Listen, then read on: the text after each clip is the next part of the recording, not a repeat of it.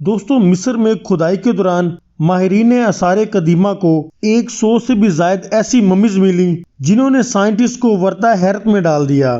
ان میں سے کچھ ممیز تو کروکوڈائلز یعنی مگرمچھوں کی تھیں۔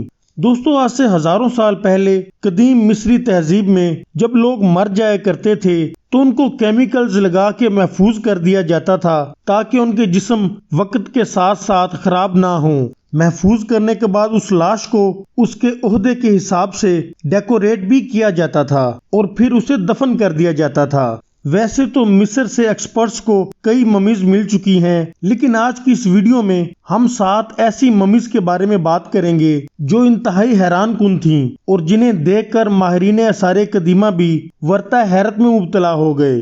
لیڈی رائے۔ دوستوں قدیم مصر کی سب سے پرانی ممیز میں ایک ایسی عورت کی ممی بھی ڈسکور ہوئی جس کو لیڈی رائے کا نام دیا گیا۔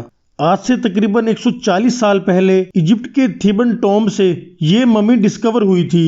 تحقیق سے معلوم ہوا کہ 3350 سال پہلے لیڈی رائے تقریباً 35 سال کی عمر میں مری تھی اور یہ کسی ملکہ کی خادمہ ہوا کرتی تھی۔ لیکن جس چیز نے محققین کو چونکا دیا تھا وہ تھے لیڈی رائے کے بال۔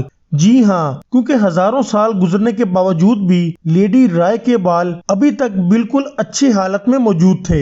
حتیٰ کہ اس کے بالوں کے چند حصے تو ایسے بھی تھے جسے دیکھ کر لگتا تھا کہ جیسے یہ کسی زندہ انسان کے بال ہیں۔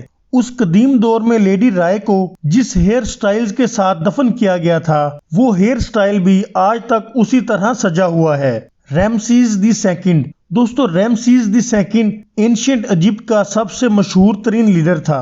دوسرے بادشاہوں کے مقابلے میں رامسیس نے بہت لمبے عرصے تک حکومت کی اور جب یہ مرا تو تب اس کی عمر 90 سال تھی۔ رامسیس کی ممی 1881 میں ایجپٹ کے ایک چھوٹے سے گاؤں سکارا سے دریافت ہوئی۔ یہ وہ جگہ ہے جہاں صرف اینشینٹ کنگز اور کوئنز کو دفن کیا جاتا تھا۔ آرکیولوجسٹ کا کہنا تھا کہ جیسے رامسیس II اپنے دور میں بڑا طاقتور ہوا کرتا تھا اسی طرح ہزاروں سال بعد بھی اس کی ممی اس کے طاقت کو ظاہر کرتی ہے۔ 1974 میں یہ نوٹس کیا گیا کہ رامسیس کی لاش خراب ہو رہی ہے۔ اس وجہ سے اس کی ممی کو مصر سے پیرس منتقل کر دیا گیا تاکہ اس ممی کی بہتر طریقے سے ٹریٹمنٹ کی جا سکے۔ دوستو یہاں ایک حیران کن بات یہ ہے کہ اس ممی کو ایک ملک سے دوسرے ملک میں منتقل کرنے کے لیے انٹرنیشنل لاء کے مطابق اس کا پاسپورٹ ہونا ضروری تھا۔ اس لیے ایجپٹ نے رامسیس II کا پاسپورٹ ایشو کیا جس میں اس کو کنگ کا درجہ دیا گیا اور یہ وہ پہلا شخص ہے جسے مرنے کے بعد پاسپورٹ جاری کیا گیا۔ جب جہاز اس ممی کو لے کے پیرس میں لینڈ ہوا تو رامسیس کی ممی کو بھرپور گارڈ آف آنر پیش کیا گیا۔ ٹوٹن خامون یا پھر کنگ ٹٹ۔ دوستو ٹوٹن خامون کی ممی جس کمرے میں بند تھی وہ زمین سے تقریباً 20 فٹ نیچے تھا۔ یہ قدیم مصر کا سب سے کم عمر ترین بادشاہ تھا جو صرف 9 سال کی عمر میں ہی بادشاہ بن گیا تھا اور 19 سال کی عمر میں ہی اس کی موت ہو گئی تھی۔ اس کی ممی کنگز ویلی میں ایک ٹوم سے ملی تھی جہاں ممی کے ساتھ ساتھ بے شمار قیمتی خزانہ بھی دفن تھا۔ Crocodile mummy. دوستو مصر کے قدیم شہر البری جت میں آرکیولوجسٹ کی ٹیم کام کر رہی تھی کہ اسی دوران انہیں ممیز کا بہت بڑا خزانہ ملا جن کی تعداد 100 سے بھی زائد تھی اور جو انسانوں کی نہیں بلکہ کروکوڈائلز کی تھیں۔ ہزاروں سال پرانے کروکوڈائلز جن کو انتہائی مہارت سے پریزرو کیا گیا تھا، لیکن سائنٹسٹ حیران تھے کہ آخر کروکوڈائلز کی ممیز کو پریزرو کیوں کیا گیا تھا۔ ہر کروکوڈائل کی ممی پہ کچھ عبارتیں بھی لکھی گئی تھیں جن پر جب تحقیق کی گئی تو پتہ چلا کہ قدیم مصر میں کروکوڈائلز کو پوجا جاتا تھا اور کروکوڈائلز ان کے لیے طاقت کی علامت ہوا کرتے تھے۔ گیزلز ممیز۔ دوستو صرف کروکوڈائلز ہی نہیں تھے جن کی ممیز آرکیولوجسٹ کو ملی تھیں بلکہ ماہرین آثار قدیمہ کو کئی ہرنوں کی ممیز بھی مل چکی تھیں۔ دوستو کنگ اور کوئن کے ساتھ ساتھ ہرن کو بھی انتہائی شاہی انداز میں پریزرو کیا گیا تھا اور ماہرین کا خیال ہے کہ یہ ہرن کسی ملکہ کا پالتو تھا۔ Mid mummy.